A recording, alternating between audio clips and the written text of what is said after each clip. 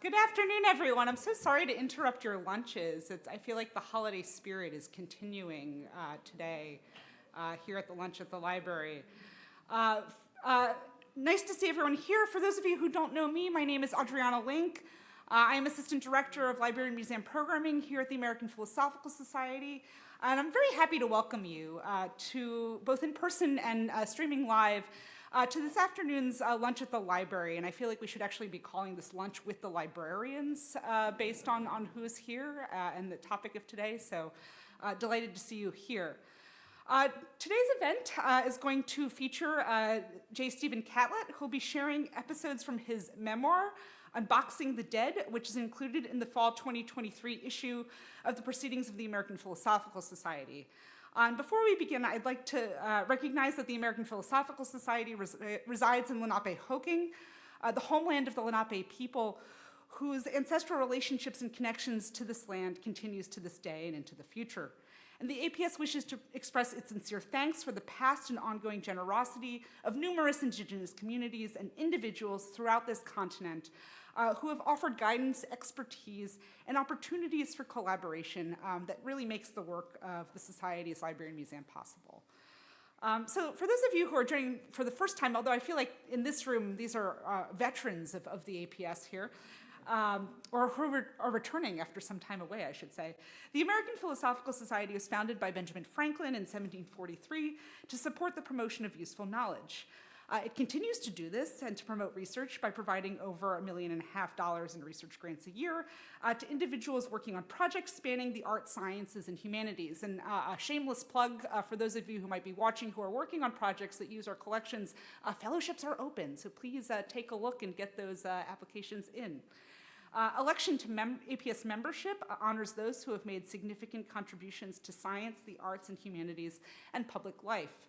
Our library and museum collections, as most of you know, serve scholars and visitors from across the globe. And as always, please check out our website for all the things that we're doing, both now and in the upcoming year.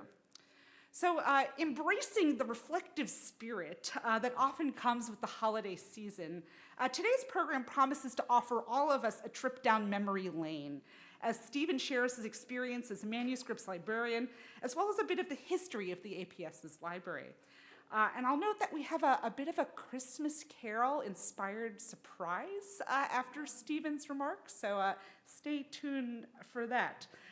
For now, however, I'd like to turn things over to my colleague, Peter Doherty, who's the director of the APS Press, who's going to introduce Stephen and get us started. So thanks all.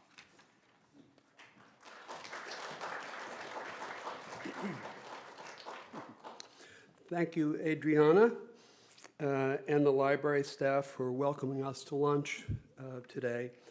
In my first couple of months as APS Press Director, beginning last January, I discovered many things. Among them was an article that had been accepted for publication in APS Proceedings, bearing the provocative title, Unboxing the Dead. I'm pleased to announce that this article will be published in the upcoming double issue of Proceedings, edited by our colleague, Laura Spiro, the managing editor of APS Proceedings.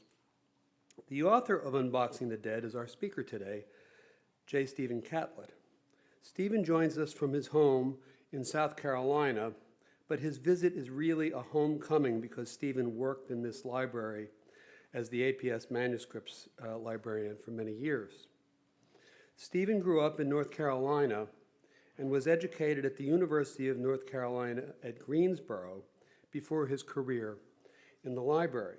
At UNC, he learned both archival and manuscript science, which, as he notes, actually are two separate disciplines, which is what he instructed his students at UNCG when he taught the course there in archival administration from about 1987 to 2010.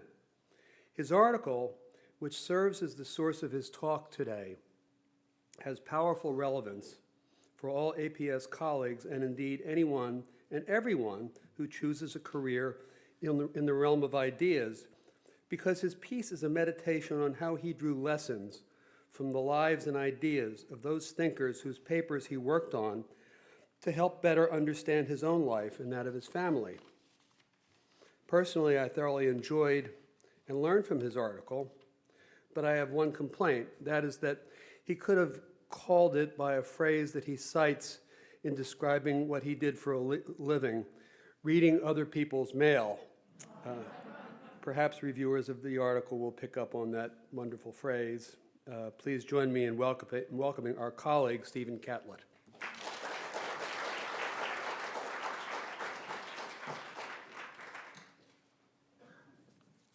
Thank you, Peter. That was a wonderful introduction. And thank you for picking up on that phrase, reading other people's mail. That is something I used to say at the community events in Greensboro, North Carolina, when I would go out and speak to clubs and organizations. I want to say that I thank God that I'm here to be able to present this, and also to have completed it because of the health issues I've had in the last many years. So that I have to thank you, God, for that. Let's see, sorry. I also want to give a special thanks to Valerie Ann Lutz and Dr. Adriana Link for everything they've done to help me get to this podium. I couldn't have done it without your assistance, so thank you so much.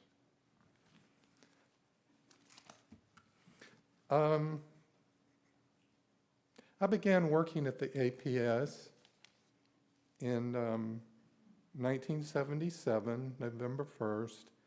I was hired by Murphy DeWitt Smith, who had started here in 1952. I'm standing here because my memoir, Unboxing the Dead, will be published in the fall edition of the Society's Proceedings. It is a very different offering than normally published in the Proceedings, which I hope you will enjoy reading. My purpose today, however, is not a recitation of my memoir. Rather, it's an opportunity to tell you about the nature of the collections when I arrived in 1977, how they grew under Murphy Smith until he passed the torch to me in 1980. I eventually left in 1986 for a position as archivist at the Greensboro Historical Museum in Greensboro, North Carolina, where my family had arrived in 1962. And I lived there until my divorce in 2016, when I moved in with my soon-to-become wife, Ann Pierce, who lives in Columbia, South Carolina. Hold up your hand, Annie. My memoir has been a journey of discovery as I've pursued my short story, All the Threads of My Heart.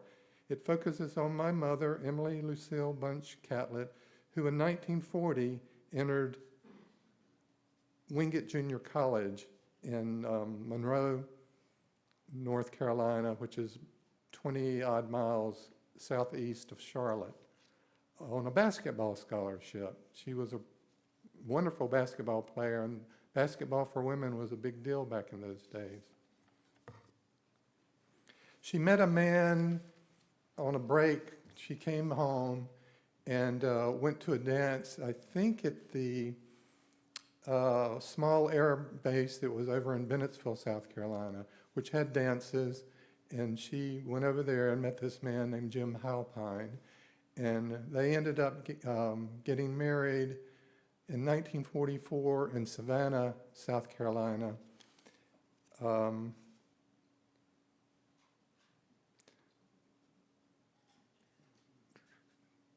I started writing my memoir in part because I felt that my 37 years spent boxing and unboxing the papers of scholars and everyday people whom historian Will Durant describes as lives lived along the banks of the river, i.e.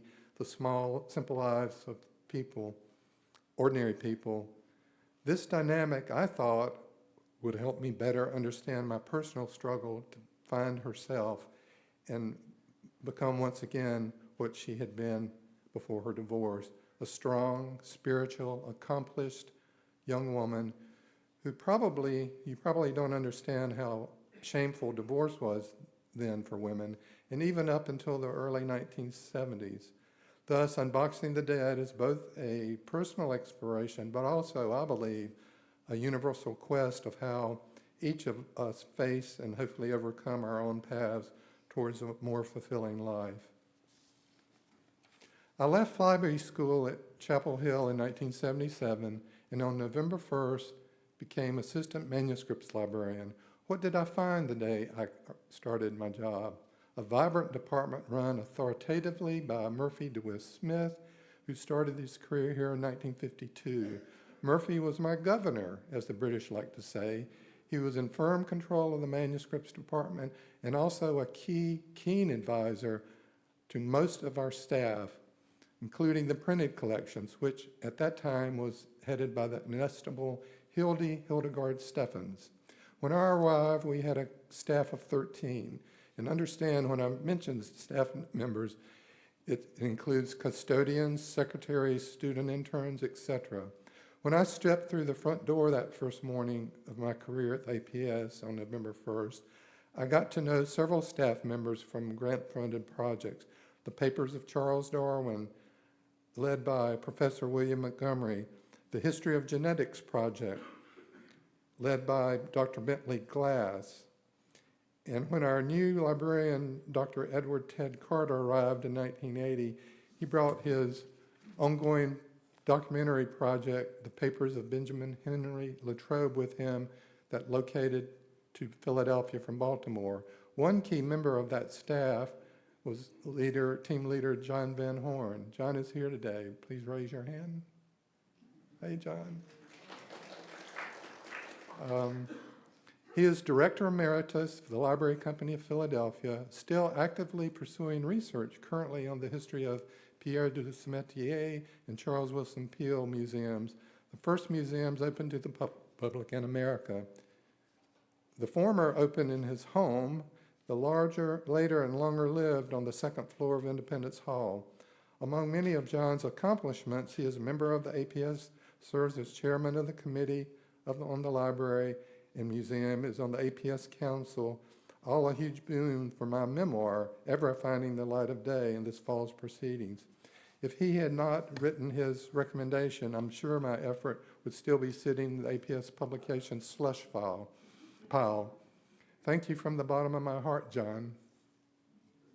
I would like to read a portion of John's letter of recommendation to Mary McDonnell, and you can decide for yourself how it shaped the printed birth of my memoir.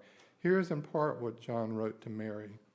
Dear Mary, I strongly recommend that the APS publish Catlett's article, Unboxing the Dead, a memoir, in the proceedings. When you first sent it to me, I must admit to being dubious about a publication of this nature.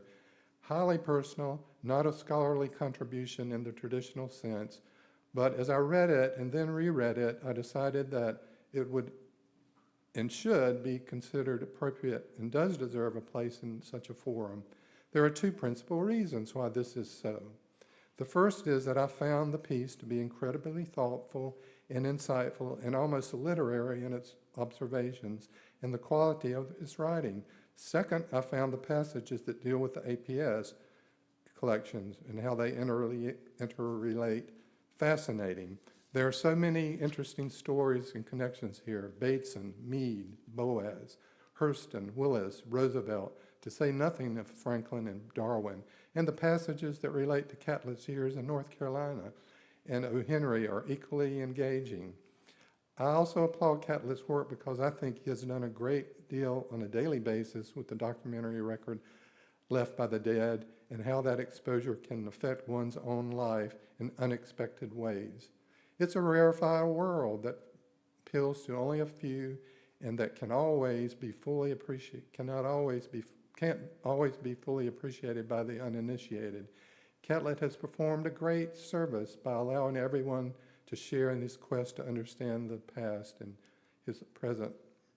Disclosure, I knew Stephen when he overlapped at the APS from 1980 to 84, and having read his rather moving memoir, I regret not having known him better. John Van Horn, Director Emeritus, the Library Company of Philadelphia. I think we can all agree that this letter made the difference with my memoir being published this year. When I arrived at the library, the physical arrangement and work of the process included reader services were very different than today. Researchers register in the cataloger's room to the left of the entrance, filling out a paper form and storing their coats and jackets. There was a separate reading room for printed materials and for archives and special collections. All of our holdings were stored in the library, in the basement and sub-basement. We, of course, had no online catalog, although I played a major role in beginning the online cataloging before I left for Greensboro. We set up a terminal in our manuscripts room and search room and started entering data into the RLIN, the Research Libraries Information Network. Before the PC arrived, we, like every library in the world, were old school, card catalog based. Most used typewriters to create 3x5 cards. The APS used IBM Selectrics to type our card descriptions, both for single items and large collections. At the end of the month, we all submitted our hand-typed catalog entries. What a challenge to fit all of that information onto a single 3x5 catalog card. Although challenging, that wasn't the hard part, which came at the end of the month when we received huge stacks of cards from the IBM copying service, multiple cards from a single type card. Oh my, the stacks of cards we received at the end of the month were daunting. Some months mountainous in their extent, depending on how many were needed, sometimes 50 to 100 per original card. The stack on my desk, at least, often looked like one of those medieval towers you'd find in Italian cities, or, if askew, the Leaning Tower of Pisa. Then began the fun part, the typing of all the added entries required for each card. All of you old-time cataloging librarians in the audience know what I mean about added entries. The name of every person I typed on the description and birth and death dates gathered out in the main reading room. I had to consult the Dictionary of National Biography for the British or the American National Biography for accurate names, birth dates, and death dates required for each card entry. I never looked forward to the end of the month and the sending of all those cards on my desk. Still, we did have fancy IBM Selectric typewriters, the type that used changed typing heads. Remember those days, everybody? At least all of you are of the age of 40 or 50. Even more helpful were whiteout strips. Some of us made a few mistakes when we typed. Some of us, including me. I have to say that the library school at UNC never prepared me for this tedium. Let me talk for a while about the evolution of our collections and growth and staffing over the 8.5 years. In 1976, the year before I became assistant manuscripts librarian, our staff had 17 members, and when I arrived here, there were 4 grant-funded projects with their own separate staff. In the year 1976-77, we acquired 6 collections, the most significant being the papers of great geneticist Theodosius Dobzhansky, which continued the growth of our history of genetics collections. My first year, we had added 20 new Darwin letters, plus additions to the unidentified flying object archives and printed materials. Want to have some lasting fun? Just assist a researcher who's using those collections. Users I can accurately describe as literally far out. By 1979, our full-time staff had a growth of 13, plus 4 Mellon Grant projects. In 1980, on January 1, I became the head of the department when Murphy Smith returned from a 6-month sabbatical and passed the torch to me. That year also brought our new librarian, Edward Ted Carter. It's not hyperbole to state that 1980 was a heady time for me. I would like everyone to know that though I left my job here in 1986, I still kept working to help the library collections find perfect users. That mission began one day in the early 1980s when I stumbled upon a collection of old papers in the library's attic. That giant space on the top floor of the library is storage for all types of junk. which back then included Christmas decorations for our annual parties, APS publications, old furniture and equipment. Among this library detritus, I spied a large number of 4- and 5-drawer file cabinets. Intrigued, I walked over and poked around. Don't y'all just love those grand adventures? What I discovered was a large trove of what turned out to be Rockefeller Institute records from the 1916 polio epidemic in New York City. The Institute, under direction of Dr. Simon Flexner, who was attempting to discover how the epidemic was spreading so fast throughout the city. To that end, he hired social workers to canvass the city, especially tenement apartments, but also other locations throughout the boroughs, who recorded deaths, details about sanitary conditions, names of people and family, their access to clean water, sadly, which normally did not exist. I highly recommend you take a trip to the Tenement Museum in Lower Manhattan. That is a fabulous experience where you can see how life was lived along those years. The trove of primary source materials I came across that day was, I felt then and still do today, was a rich potential resource for any serious researcher, just waiting to be discovered and used. At the time, all I could do was slap a collection number on it, put it in archival boxes, and place it in the sub-B, as we used to call the sub-basement. I think maybe you still do. After that, I spent the next 30 plus years thinking about what an amazing collection of data was here at the APS, just waiting for the next very skilled researcher to make their professional career tapping into this incredible resource. After I left in 1986, the polio papers have been properly housed, described, and an extensive finding aid produced. It has been in the APS online catalog for 20 years. Then, to my wonderful relief, in 2018, I met Valerie Ann Lutz, who's already raised her hand, but you can do it again. Since then, she and I have been seeking to find the proper historians of medicine or other disciplines who can move this research forward. Recently, we've got responses from 2 professors. Naomi Rogers, a tenured faculty from Yale University in the History of Science and Medicine program, wrote us recently, I think that this collection with its information about social workers and disease is potentially a very important resource for the scholars who have too long neglected and should be explored for the role played by such non-medical professionals. The Flexner polio records have great potential research value to researchers. Then this arrived from Dr. Howard Markle, who is a physician and historian of medicine at the University of Michigan. Although he was wrong about the mode of transmission, if I was studying Simon Flexner's work on polio, I would make sure to review them. There are so many experiences I want to share with you today. Let me start with my story about Dr. William Shedrick Willis. The most vivid memory of my entire professional career at the APS is what transpired one afternoon during an exit interview, librarians' term for discussing the researcher's findings from that day's research. Willis, as everyone, including his wife, called him, told me about his excitement at being the first black man to serve on the anthropology faculty at Southern Methodist University in Dallas, his hometown, and a very rare event during that time.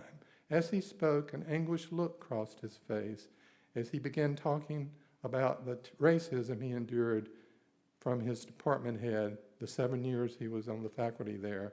After the final contemptuous slight the head inflicted on Willis, he resigned in 1972, never to teach again. He decided to come to Philadelphia, where his wife, Jean, was from, and investigate the papers of Franz Boas that are housed here at the APS. His mission to discover if the Boasian anthropological approach, which had lost relevance by the 1970s, was, in fact, more relevant than scholars even thought. As well as poured through the hundreds of boxes we brought up for him over the years, was that Boas had been a transformative figure in the history of anthropology, not only because of his innumerable students who went out to study Native American life and culture, which everyone knows about, but even more the fact that he had encouraged and funded students to look at the conflicts between blacks and whites, a simmering cauldron then. I find Willis and Jean's methodology worth noting. They arrived together every day in the search room at 1:30 sharp. Jean sat beside Willis, as Jean and everyone called him, taking notes. All the staff loved Willis and Jean, I believe, that the love and affection we displayed towards them is what led Jean after her death in February 2018 to endow the anti-racist scholarship in her husband's name. This scholarship is a strong, vibrant part of the APS's grant offerings today. I kept in contact with Jean for years, usually talking with her every Christmas. Leslie, my ex-wife, whom Jean was very fond of, as she was of me, we would talk on our landline. Remember those? Or every Christmas for years, she always addressed me endearingly as Mr. Catlett. This remains a cherished memory. Another experience I'd love to, let me take a sip of water. Another experience I'd love to share is the time when then librarian Whitfield Jinks Bell and I met with Margaret Mead's daughter, Dr. Mary Catherine Bateson, then Dean of Women at Amherst College, who had scheduled a meeting with me and Dr. Bell to find out how we might handle her mother and father's papers, which she was shopping around for a home. She said she was ready to donate them to the library, but had requirements. The issue for her was that they were pioneers in what I would describe as holistic documentation, that is, their use of all mediums to document native cultures, notebooks, film, audio, and oral history for tribes under study. She asked our opinion as to how we could treat and make her parents' collection accessible to researchers in one sitting. Afterward, Dr. Bell instructed me to go to the American Museum of Natural History and, quote, find out how Dr. Mead organized her papers. I knew before I left for New York City that we could satisfy Dr. Bateman's request following allowing researchers to see everything at once. We were a small repository, generally kept everything together for researchers, or could even easily assemble the information at one's research table. I had no idea, however, how Mead had organized her materials, so Dr. Bell said to me, go to New York and look at her papers and find out if we can handle her collection. Soon thereafter, I took a train from 30th Street Station to New York City to visit her office. Thus began the most exciting expedition I have ever taken. I arrived at the museum at the old Victorian wing on 79th Street, the castle entrance. I remember in vivid detail walking down the corridor and seeing a plethora of objects, many having been collected by Boaz and his students, like Mead and others. It was a passage like none other I've experienced in my professional life. I found the elevator, ascended to the top floor, where Rhoda Matro, Mead's longtime assistant, was waiting for me. I entered a huge room filled with abundant northern light, everything aglow in a magical luminescence. Dr. Matro and I talked for a while as I eyed all the 4- and 5-door file cabinets, which her daughter had asked us to investigate. As I looked and pondered and wondered how I was going to tackle this massive archive, Dr. Matro told me something I will never forget. Quote, when Margaret got a phone call talking to someone she knew but did not want to see, she would head her way, she was on her way up, she would head to that door over there as she extended her hand, pointing to an exit across the way, to escape down the back stairs. We both laughed at the scene. Another vivid memory for me happened one afternoon in 1983 through a new collection of Frederick Osborne. He was President Roosevelt's appointee in 1940 to chair of the Selected Service. As I canvassed his collection, I came across his typed diary, spying a page labeled Mrs. Franklin D. Eleanor Roosevelt. As I read, it transported me instantly into the world of the evening of 1948 in the Truman versus Dewey election. As observed by Osborne, who was attending the dinner party with John Foster Dulles, Mrs. Dulles, and Eleanor Roosevelt, Osborne's account that Eleanor stayed up late at night during the Depression, helping Franklin's secretaries answer growing bags of mail flooding into the White House every day. from Americans needing help during their dire Depression era. As she sat at the Oval Office reading through the letters, she told the group that she began to hear voices. She looked behind the curtains but never saw anyone, then realized, quote, "There was never anyone behind the curtains. I realized that in this room where I was working late at night, others had worked before me, pressed beyond their powers, asking for help. They were the people in the room with me. The walls were speaking, and Dewey will be living in the White House now, and it could change him." In April 1980, a month my son was born, we received a small collection of letters from the family of Margaret Mead and Gregory Bateson. My quick canvass of the papers and the Bateson family, they documented the life of noted British biologist William Bateson, the corner of the term or genetics, and his sons, John, Martin, and Gregory. As I surveyed the collection in the sub-basement that afternoon, I came upon two tragic stories. The death of John, 1 month before the end of World War I, and those on the same page, almost on the same page, was the tragic suicide of his brother Martin, who on the anniversary of John's birth, in the morning that his girlfriend Grace broke up with him, he brought a pistol with him to Piccadilly Circus. Underneath a stitch of arrows, he shot himself. It became a worldwide news story. I was stunned when I read it, as I could feel the deep pain again descending on the Bateson family. I feel very proud to report that I'm still Manuscripts Librarian J. Stephen Catlett, reporting for duty, working hard to continue the illustrious collecting history of this amazing institution. In conclusion, I would like to thank each of you for your patience in allowing me to entertain you with the part of my professional career I'm most proud of, which is continuing both here and in Greensboro History Museum, where I am currently involved in trying to preserve the collection of the Atlantic Coast Conference Archives, which was founded in Greensboro in 1953. Slides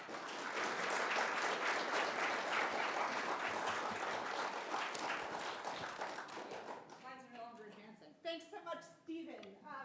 So now it's the surprise part. I'm going to invite the ghosts of Christmas past, present, and future to come up on the stage. So if Beth Carroll Horrocks, Val Lutz, and Marion Christ could come on up. And then Stephen, if you want to take a seat.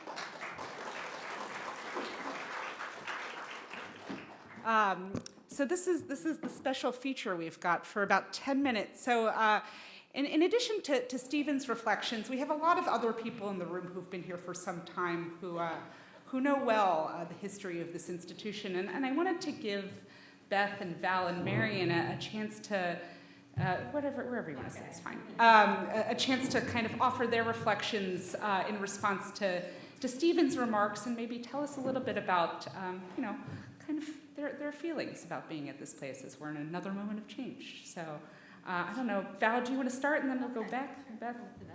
So, first of all, I just have to say... Please use the microphones, though. Thank you. Yes. Anyway, first of all, I just have to say thank you, Adriana. Thank you so much, Stephen. I mean, it's just so wonderful to hear these stories from you. I mean, I've read your memoir, and it's thank you for sharing these with us today. I just also have to say, I don't think this is an exaggeration. I hope it's not too embarrassing, but you, Beth, and Murphy were really legends. You are legends here at APS. And when I came here in '99, you were kind of larger-than-life figures. I mean, we've used the Catlett Guide to access collections. That was the primary means by which we accessed collections back then. And we even still use it today. I mean, there's a really wonderful subject index that has yet to make it into our website. For all of you who don't know, the Catlett Guide that Stephen published in 1987 served as the foundation for our current online catalog. And even though I didn't have the opportunity to work with either of you, I felt as though I did. And of course, we often find your little notes around the stacks, too, with your initials. So it's a nice personal touch that helps us to feel connected.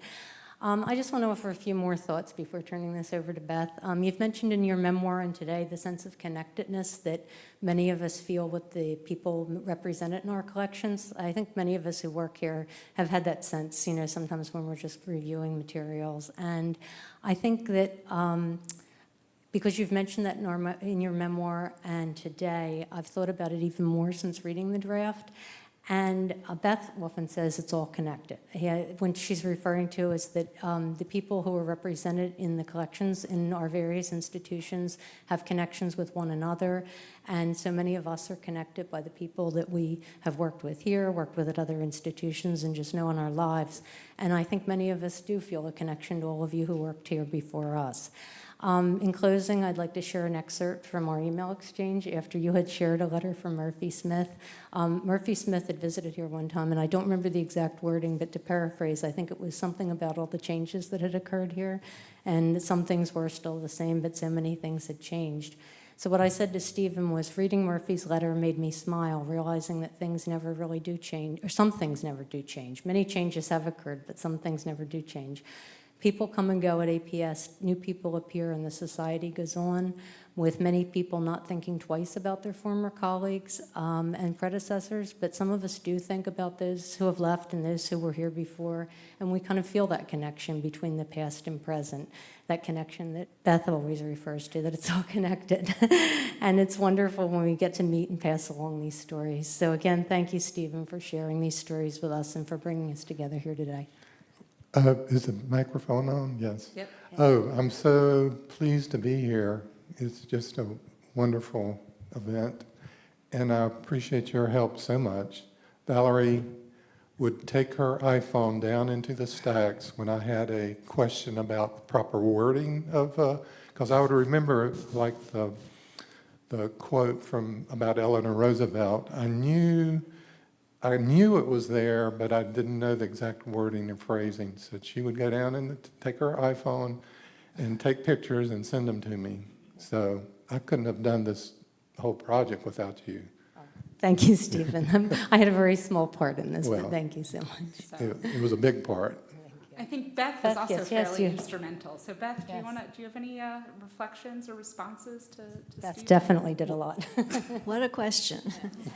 So working with Stephen on his presentation over the past few months has been an excellent reminder to me that coming to work at the APS library in 1981 as an infant, as I'm sure you're all thinking, was the best thing that ever happened to me.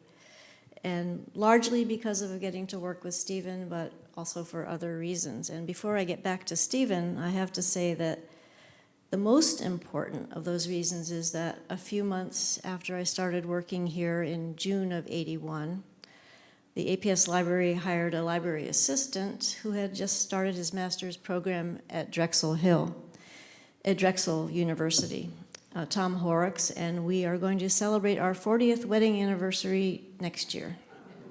So that was the best thing. So you've heard in Stephen's talk about the former APS librarian, Ted Carter. He had been my main professor at the history department at the Catholic University of America in Washington, D.C., before he moved to Philadelphia and the APS in 1980. And he had offered me a job here then. I was able to take him up on that offer a year later when I finished 2 master's degrees and came to Philadelphia. And I didn't know this at the time, but Stephen had had no knowledge of my hiring until I showed up one day as his new assistant. And I'm not sure that's a real story, but that's how I've heard it over the years. That's the way I experienced it. So despite what must have been a deep resentment or at least annoyance at having had no part in the decision to hire me, Stephen was, for me, the best supervisor possible.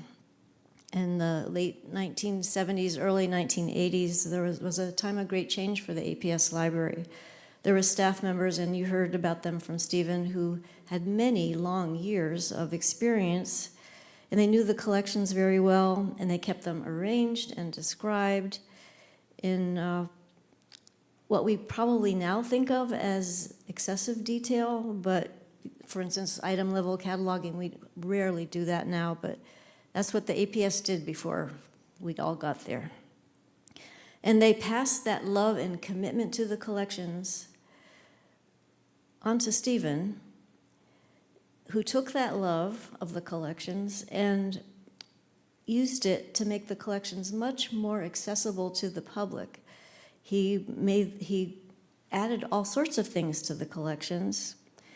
So they grew in volume, and they certainly grew more diverse in scope, and that was a big thing for the APS library.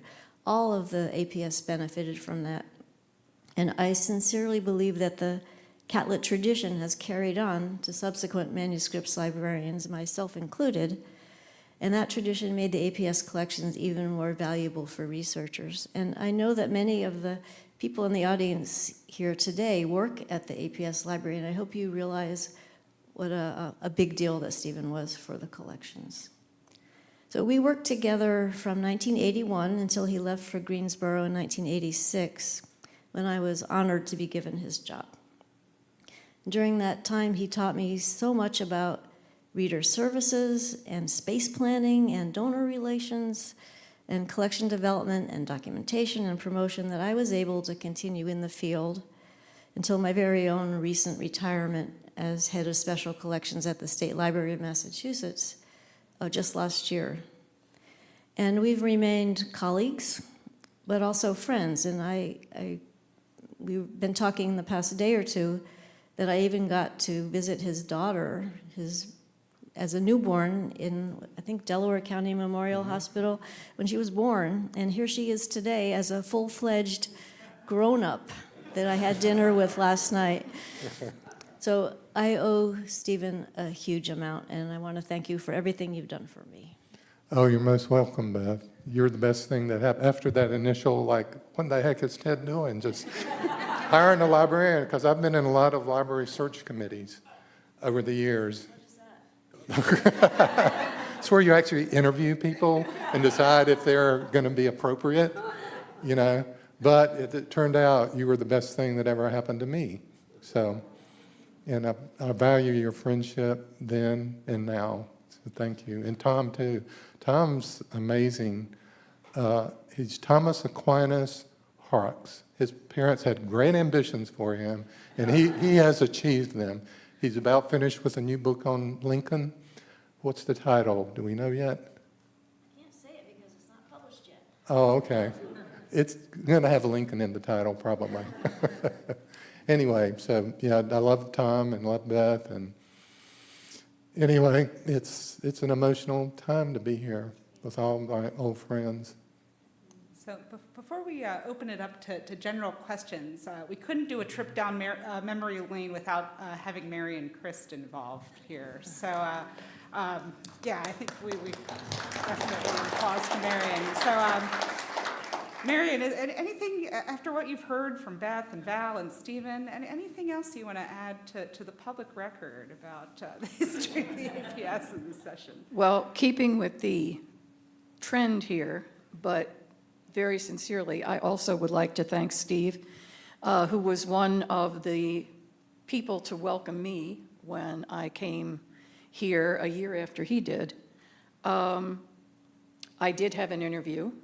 I was just telling the story to someone that I arrived at that interview in a very serendipitous manner because I had had a wonderful interview with the Free Library, and we were very happy with each other, and it was all wonderful, only they were in a hiring freeze, and I didn't have a hope of being hired.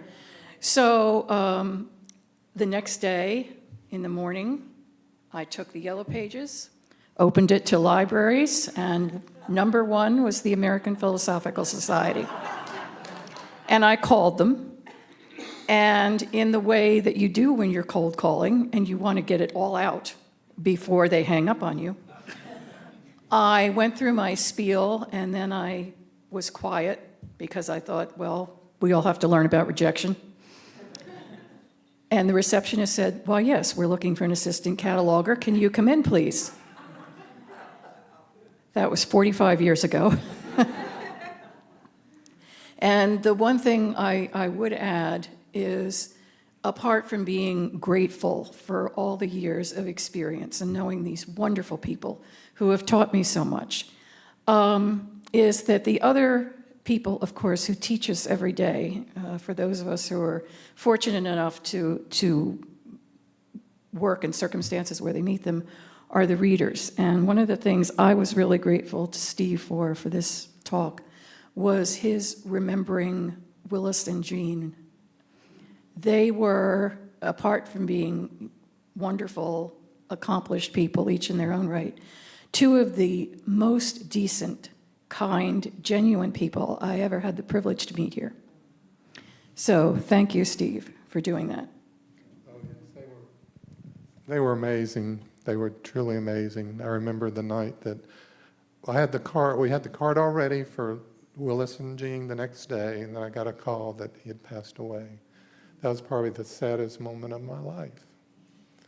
He had just been sitting there the day before, and we were deciding what he wanted for us to bring up, and I had the cart loaded behind the desk. And then I get it. And unfortunately, there's been the biographies of Boaz, and I'm sure he would have written one. I did get to go up to a lecture he gave at Columbia University. Ted sent me up there, and he was sort of summarizing his research at the APS, and I think he could have produced a wonderful biography himself.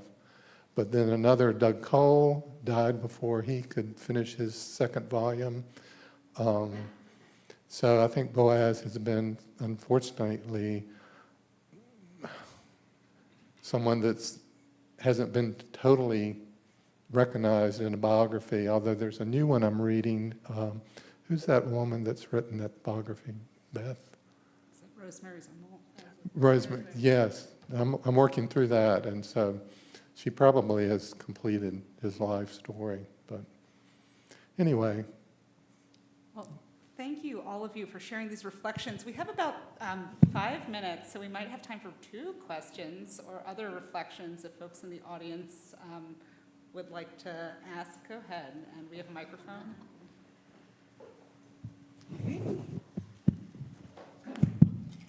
Hi.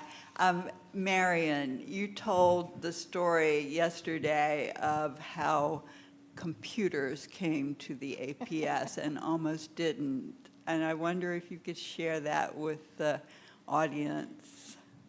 So, okay, this is where I hope I'm not stepping on any toes or anything. So, you've heard several people mention Hildy Steffens. And Hildy, of course, was the one who was my immediate supervisor when I came. And apart from being a wonderful person, she was a great teacher. And she was extremely meticulous and methodical. And Dr. Carter asked her to prepare a presentation for the Committee on Library on bringing computers into the APS, everything it would entail. And she did this and presented it to the committee. And they listened very politely and didn't seem inclined to do much about it. And Dr. Carter was, to use a polite word, annoyed. And so a couple days later, his assistant was looking for him, didn't know where he was. And it turns out he was several blocks up Chestnut Street at the IBM store. And he had bought 2 computers and software, and he phoned Hildy while he was still at the IBM store. And he said, this is what I've done, and you have a month to learn it and 2 months to teach it to everyone else.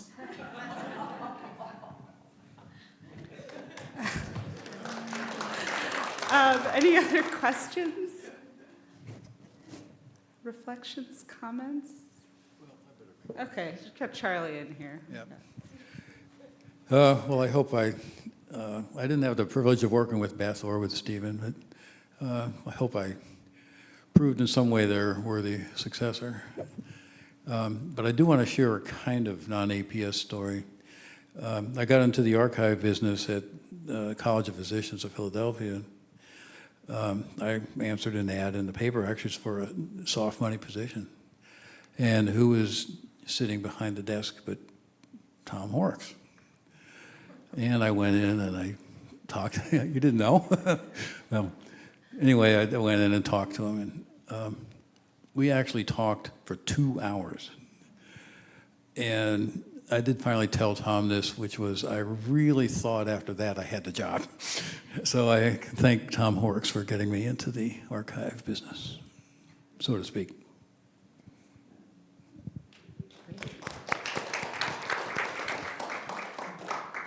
Last call. Going once. Go. Annie Westcott, go ahead. We're coming with a microphone. You know how this works. Steve, we didn't actually have a chance to meet. I missed you by about 4 years. What a loss. Thank you, but I've been well trained by your students and colleagues here. So I hope I've been a worthy colleague and a good student of theirs. I've been thinking a lot about my time at the APS these last few months, and the question that some of my colleagues have put to me is, what accomplishment am I most proud of at the APS? And there's a lot of big things, but the ones that really come to my head are the little things. For me, the little thing is redesigning the name tags that all the members wear at the meeting, so the font is like 24 point, which seems almost it's certainly not earth-shaking, but it's something that just about every member at the APS comments about is, oh, right, you have the really good name tags that we can read. So what accomplishment do you think of? You mentioned the Rockefeller papers and finding those in the attic. Much more fun. I found the cannonball in the attic in Phil Hall, so that papers are much more fun. But what little thing do you think? What that just kind of made ripples that are you most proud of? I'd have to say for me, it was just promoting the interaction between the user of the material and the staff, that connection that you can make. I loved exit interviews. I learned more about the collections. That's what I enjoyed. People sitting down, saying what they found that day, and then that's the way I built up knowledge about what the collections held. So that's an important part of librarianship, I think. Take it. You're good.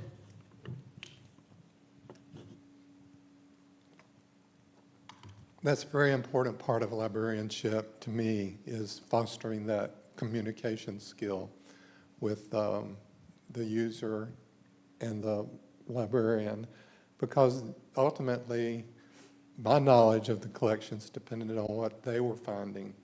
And I could, particularly Dr. Willis, I mean, I probably brought the Zora Neale Hurston material that we had in the Boaz collection to him more than once.